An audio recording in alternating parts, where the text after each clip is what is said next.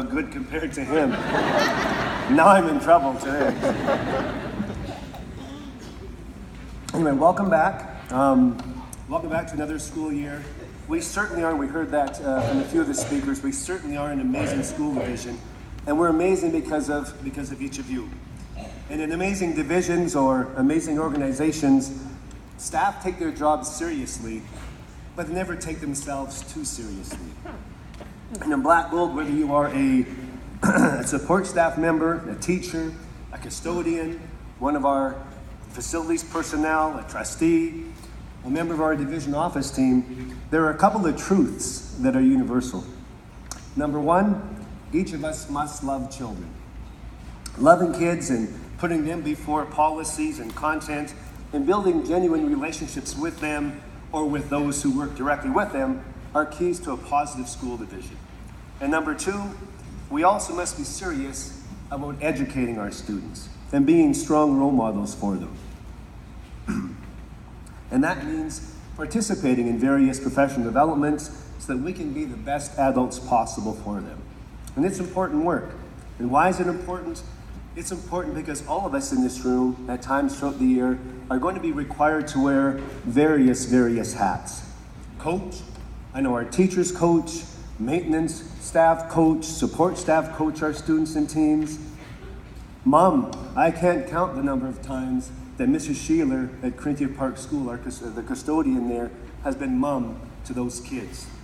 Dad, I was at John Malin's grad last June, and it was so powerful watching these grade 12s give Darren Caldwell just strong and loving hugs. Nurse, how many of our secretaries, all of them, give ice packs, Band-Aids, hugs, taking care of the kids. Therapist, social worker, cheerleader, friend, confidant, counselor, principals, judge and jury. So to communicate this, I have a story. It might be the best one yet. Dr. White told me, keep it short, just a couple of minutes, but you know me. So I'll take you back to a beautiful May afternoon in 2005 at Ecole Corinthia Park School when Ray Cable and I were the admin team. Back then, lice was epidemic. We sent more lice forms home than Dr. Wozni says, incredible team, incredible team.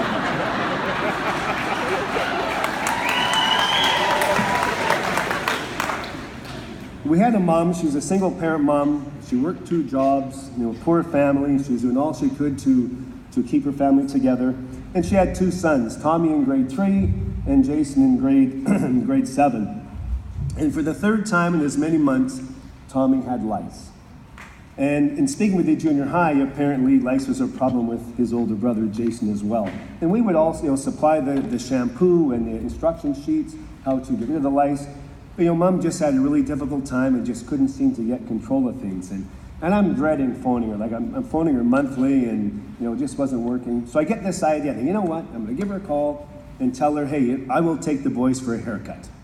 So I call Mom and, hello Mom, Tommy's got lice. And she started bawling. And she tells me her story and I just sat there on the phone and listened. And then finally I said to her, would you mind if I took your kids for a haircut? Maybe that will solve things. And she said, well, Calvin, I can't afford that. I said, don't worry, the school's got it covered, I will handle it. She thanked me, she said, that's awesome, let's go do it. So I called Les Ellsworth, he was the principal of Ecole Junior High at the time, and I told Les what was going on, and he said he'd have Jason ready at the office. So all was great, or was it? I thought, well, these kids have live lice in the nits, and the seats in my truck were cloth. So I'm thinking, now what do I do, right? So just as luck would have it, I'm walking by Ray Cable's office. Ray had just bought a brand new Acura TL Type S sports car, leather seats, and there his keys are.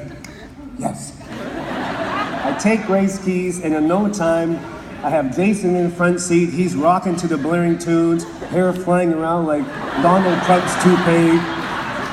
Little Tommy's in the back seat, just rolling around in the back seat of Raymond's car. He's doing a great rendition of Animal and the Muppets playing those air drums. We're driving down the road, and so I tell the boys what's going on, and the 2 of them were a little bummed, but they were tired of the lights too, and being pulled into class and all that stuff. And so we get to the hairdresser, and she was right behind the Royal Bank. And we walk in, and here's this old gal with Dolly Parton, big puffy hair. So we walk in, and I said, hey, hello. I said, the boys want a brush cut. She looks at me and she says, oh, Dad, don't be silly. The boys look up at me, and I give them a wink, and then she turns to them and says, boys, you don't really want a brush cut, do you?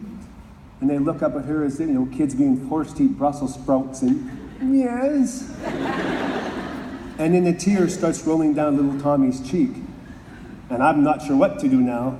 These kids are poor, they're lice infested, they're dirty. And Jason, older brother, turns and says, Tommy, I'll go first. He runs up, jumps in the chair.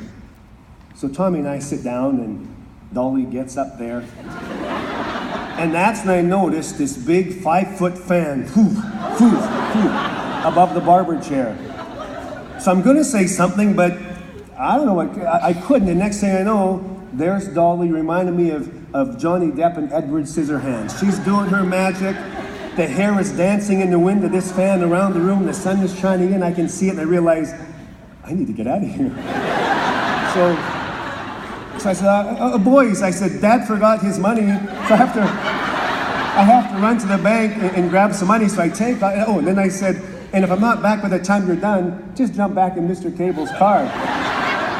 So I walk to the road bank, and so I just sat outside, and they have a concrete bench, and I sat there, and I put my hands in my face, and I thought, if Raymond finds out what I did, he's going to kill me. Then my thoughts turned to poor Dolly, and I'm thinking, oh my gosh,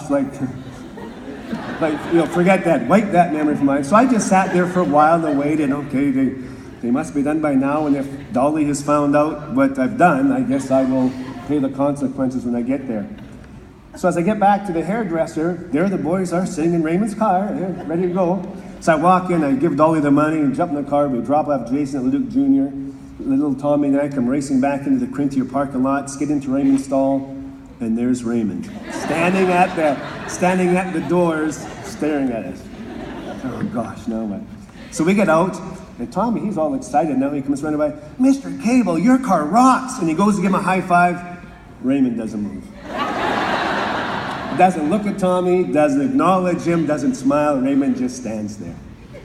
So I'm coming up, so Tommy runs by, so I walk up, and I tried to explain to Raymond, I said, Raymond, we need to be what our students' parents and our students and our colleagues need us to be when they need us to be it. And right now, Raymond, I need you to be understanding.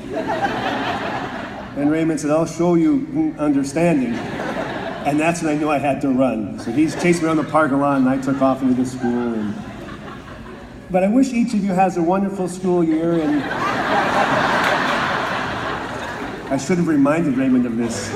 But I hope you have a great school year, and please do accept those many hats that you're going to be asked to wear this year, because when you do, you will make just an amazing difference to your students and to their families and to our school division.